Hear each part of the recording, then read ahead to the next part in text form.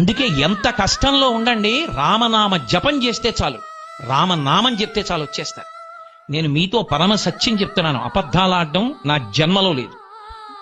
మహానుభావుడు కంచికామకోటి పీఠాధిపత్యం వహించినటువంటి ప్రాతస్మరణీయులు చంద్రశేఖరేంద్ర సరస్వతి మహాస్వామి వారు చెప్తుండేవారు, ఎంత కష్టంలో ఉన్నా సరే మకుటధారణ సర్గ పారాయణ చేస్తే మాత్రం వెంటనే బయటికి వచ్చేస్తాడని. వివరాలు చెప్పడం ఎందుకు గాని, ఈ మధ్య కాలంలో ఒకానొక వ్యక్తి అపారమైన కష్టంలో పడిపోయాడు. విదేశం నుంచి వచ్చి అన్నీ పోయాయి, పాస్పోర్ట్తో సహా. ఏం తెలియాలో తెలియనటువంటి స్థితిలో నా దగ్గరికి వచ్చి, గురువుగారు ఏం చేయమంటారని అడిగాడు. మకుటధారణ సర్గ చదువుకోండి అన్నాను. మకుటధారణ సర్గ పారాయణం 3 రోజులు చేశాడు. నాకు చెప్పడానికి కూడా సమయం లేక అతనికి అన్నీ దొరికేసాయి, తీసుకొచ్చి ఇచ్చేశారు. వెళ్ళిపోయి విదేశాలు. అయ్యా నేను ఇక మానకుండా రోజు చదువుకుంటున్నానండి అన్నాడు. రామాయణంలో ఒక్కొక్క సర్గకంతంత శక్తి ఉంది.